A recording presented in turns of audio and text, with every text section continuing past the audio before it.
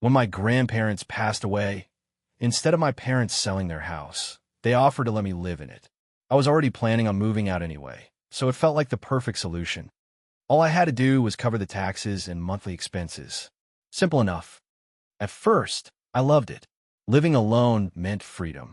I could have whoever I wanted over, whenever I wanted, no one to answer to. But that feeling of freedom didn't last long. Pretty quickly, the silence started getting to me. The loneliness crept in, and I realized I needed some company. That's when I decided to adopt a dog. A 2-year-old German shepherd named Rocky. I named him after Rocky Balboa because, well, he had that same kind of tough but kind energy. Rocky was a gentle dog, unusually calm for a German shepherd. He hardly ever barked, unless he felt threatened or if he was playing with another dog. He was the perfect companion. The day after I brought him home, I bought him a nice doggy bed and set it up right next to mine. I also started sleeping with my bedroom door open so Rocky could wander out if he ever got thirsty during the night. Simple, peaceful, routine. Or so I thought. One night, not long after bringing Rocky home, I was jolted awake by the sound of him barking. But not his usual playful bark. This was loud, aggressive, and frantic. The barking wasn't coming from my room. It echoed from down the hallway. Still groggy, I sat up, rubbed my eyes, and stumbled out of bed to check what was going on. "What's got you so worked up?" I muttered, half awake. As soon as I stepped into the hallway, I saw him. Rocky was standing at the basement door, barking like a maniac, scratching at the door like he was trying to tear it down. My stomach dropped. I froze for a second, unsure what to do. Normally, this would be the kind of thing I call my dad about. But this was my house now, and this was my problem. I had a decision to make. Do I open the basement door or pretend I didn't hear anything and go back to bed? There was no way I was going down there alone. I carefully reached for the doorknob, turned it just a little, and before I could stop him, Rocky shoved his nose against the door, pushing it wide open, and bolted down the basement stairs. "Rocky!" I called out, but he didn't respond. That wasn't like him. I flipped the basement light on, heart pounding, and slowly followed behind him, step by cautious step. The basement was silent now, uncomfortably silent. I scanned the room, looking for Rocky, until I spotted him, standing completely still, his tail tucked tightly between his legs, staring at something in the far corner of the room. I moved closer, and as I did, his tail slowly raised, but his ears were pinned back, like he wasn't sure whether to fight or run. Then I saw it, a small closet door, tucked into the corner, partially hidden by a wall. Rocky didn't move, just stood there, staring at it. My heart raced as every terrible thought imaginable rushed through my head. Do I open it? What if there's someone in there? What if they're armed? I glanced down at Rocky, expecting him to be ready to lunge, but he wasn't. His confidence had faded, and he seemed just as unsure as I was. I stood there, frozen, debating whether to grab the doorknob, when I made a choice. Nope, not doing this. I grabbed Rocky gently by the collar and slowly backed up the stairs, eyes never leaving that corner. Rocky kept glancing back, as if expecting something or someone to come out of that closet. As soon as we reached the top, I slammed the basement door shut, locked it, and dragged Rocky back into my bedroom, locking that door as well. Then I grabbed the phone, hands shaking, and called my dad. It took 3 tries before he finally answered, his groggy voice mumbling, "What's going on?" I quickly explained everything. The barking, the basement, the closet. His advice: go back down there, take a big knife or something, and open the damn door. "Dad, I'm not going down there." I practically shouted. "I'm serious. There's something down there." As I argued with him, something clicked in my brain. A noise. I paused, slowly lowered the phone, and listened. Footsteps. Heavy, deliberate footsteps, moving upstairs, right above me, heading toward the front door. I screamed into the phone, "Dad, someone's in the house. They're upstairs. Hang up. Call the cops. Right now," he ordered, and I did exactly that. By the time the police arrived, the house was silent again. They checked every room, every closet, the attic, the crawl space, but whoever had been there was already gone. It didn't take them long to figure out how they got in. The basement window, small but pried open, and unfortunately, I had left a decent amount of cash sitting downstairs by the basement bar. Every penny of it gone. It was, in the end, just a burglary. Wrong place, wrong time. But the thing that still keeps me awake sometimes isn't just that they broke in. It's that they were still in the house, moving around, while I was home, standing behind that closet door, listening to me. And I'll never forget the way Rocky stood there, silently staring, waiting as if he knew someone was only inches away. This story took place just 2 weeks ago. I've always had a fear of basements ever since I was a little kid. Now that I'm 18, that fear has definitely toned down a bit, but not completely. I still glance over my shoulder anytime I hear an unfamiliar noise behind me, and sometimes I get that weird butterfly feeling in my stomach whenever I'm down there alone. It was a cold Friday night, and I was home by myself. Since the biggest TV in the house is down in the basement, that's usually where I hang out, especially when I'm gaming. I was playing Fortnite with a couple of my friends, totally immersed in the game, wearing my headset fully tuned in. Even with the loud gunfire and explosions blasting through my headphones, I still heard something. A noise behind me. A faint thunk. I froze, slid the headset off, and glanced over my shoulder, scanning the back of the basement. Our basement is huge, but it's also cluttered, boxes, bins, random furniture. If I wanted to really check what made that noise, I'd have to get up and move things around. But honestly, it didn't feel necessary at the time. Sure, it was unsettling, but I brushed it off. I told myself, it's probably nothing.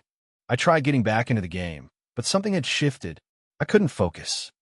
That little part of my brain kept whispering, check the noise. Look behind you. Out of pure paranoia, I decided to take my headset off completely. I figured if there was something, I'd rather hear it.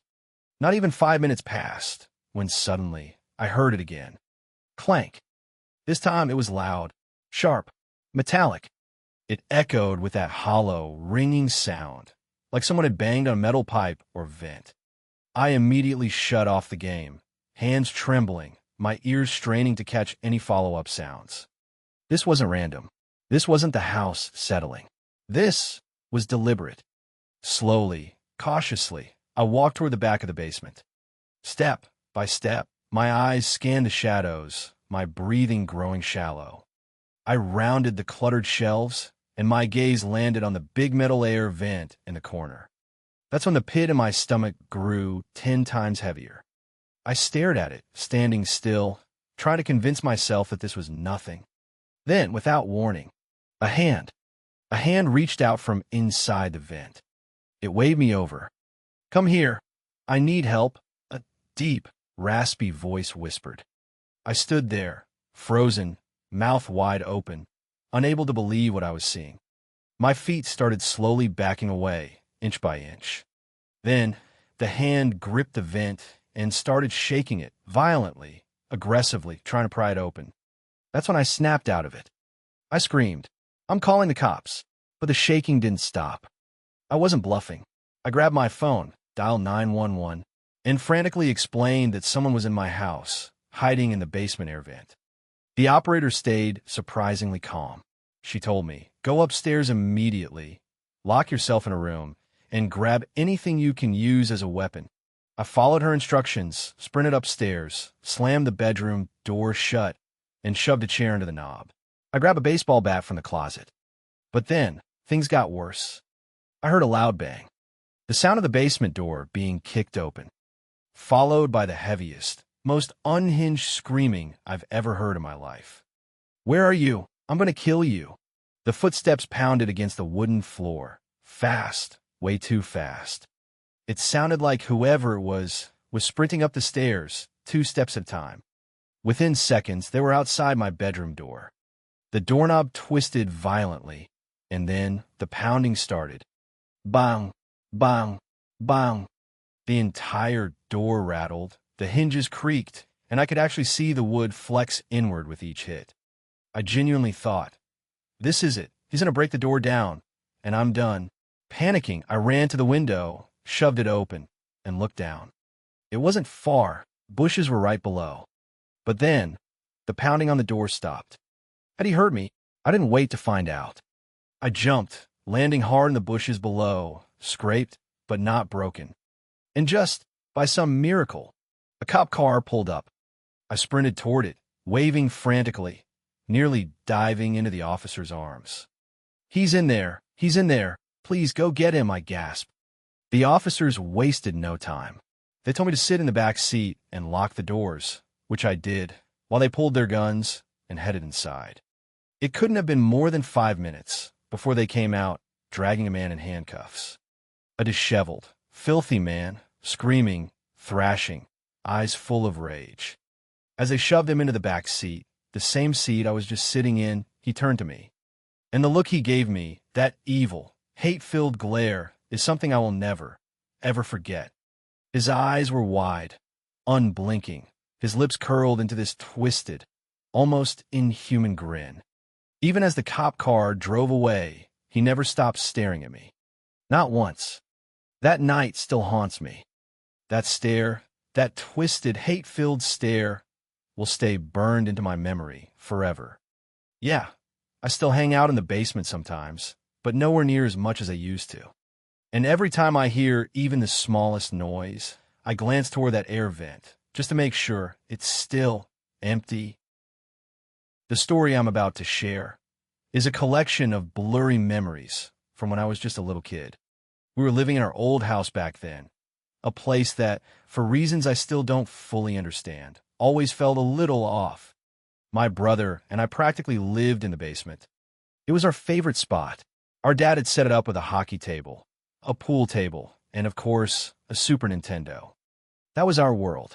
Hours spent battling pixelated enemies, racing cars, or shooting hoops on that old arcade machine. But at some point, and I really don't remember exactly when it started, we began noticing things. Strange, unsettling things. It always seemed to come from one specific spot, the boiler and laundry room, tucked into the back corner of the basement. The first time it happened, my brother and I were sitting side by side, playing some racing game on the Super Nintendo. We were completely dialed in, laughing, shouting, racing for first place. And then, slam! The sound was unmistakable. The dryer door had just slammed shut, hard. We both froze, eyes wide, controllers dangling from our hands. "Mom," my brother called out. I chimed in right after him. "Mom, are you down here?" No answer. The air suddenly felt heavier, thicker, like the entire basement was holding its breath. We hesitantly turned toward the laundry room door, which was now standing just slightly ajar. Pitch black inside. Nobody. It was empty. Completely empty. We didn't wait another second. Both of us bolted upstairs, screaming for our parents, leaving the TV, the game, everything running downstairs. When our parents came down to check, they found nothing. Of course. Nobody was in the laundry room. Just the usual shadows. Just the usual silence. They brushed it off, probably assuming it was just our overactive imaginations. "It's just the house settling," my dad muttered. But the thing is, it didn't stop there. A few months passed. I don't remember exactly how long, but one night, I woke up. I wasn't sure why. Maybe I was thirsty. Maybe I just had that weird, restless feeling you sometimes get for no reason. I walked down the hallway toward the kitchen, passing the basement door, when I heard it. Click! The distinct, unmistakable sound of the old box TV turning on. That old TV made a very specific sound when it powered up, a loud pop, followed by a low hum as the screen flickered to life. I stopped, frozen. Then I whispered out, "Mom, Dad, Tom, that's my brother." Nothing. No reply. I hurried to my parents' bedroom, where I found them both fast asleep. I shook my dad's shoulder. "Dad." The TV turned on downstairs. Half asleep, irritated, my dad sighed, threw on his robe, and stomped down the stairs. I trailed behind, but not too close. When he got to the basement, he turned off the TV, muttering, "It's that glitchy old TV again. I told your mom we need to toss that thing." But deep down, I didn't believe that. This was the second time, and it was too weird. A few other small things happened after that. Doors clicking shut on their own, strange cold drafts, but nothing big enough to really freak us out. Until the last week we were living there. The house was nearly empty by then. My parents had already moved most of our stuff to the new house, but they were kind enough to let us keep the TV and the Super Nintendo hooked up in the basement, just for a few more days. So there we were, my brother and I, sitting cross-legged on the floor, controllers in hand, battling it out in one of our favorite games. And then, out of nowhere, whack! Something hit me. Hard. Square in the back of the head. I gasped, spun around, fully expecting it to be my brother messing with me. But he was right there, sitting next to me, looking just as confused as I was. That's when we both noticed it. A red rubber ball slowly bouncing away across the floor behind the couch. Both of us turned, just in time to see the door to the boiler room, slowly, so slowly, begin to close. Creak, thunk. No wind, no draft, just the door, moving by itself. I didn't even have to say a word. We both jumped to our feet, bolted up the stairs, screaming for our parents at the top of our lungs. This time, when our parents came down, something was different. They didn't scold us. They didn't say it was the wind. They were silent. My dad told us to go to our rooms, to stay there, and to lock the door. Something was wrong. A little while later, we heard the unmistakable sound of a police car pulling into the driveway. We weren't allowed out of our rooms. No matter how much we begged, no matter how much we asked, our parents refused to explain what was happening. It wasn't until days later, after we had fully moved into the new house, that they finally told us. When my dad tried to open the boiler room door that night, he couldn't. It wouldn't budge. Not like something was jammed, but like something was holding it shut. Or worse, pulling it shut from the inside. I was too young to fully understand it back then, but even as a kid, I could hear something in my dad's voice, something I'd never heard before. Fear. Real, genuine fear. I don't know what was in that basement, and I won't pretend to understand it now. I don't really believe in ghosts, but sometimes, when I think back to that house, to those sounds, to that door, I really wonder if there are just some things we aren't supposed to explain,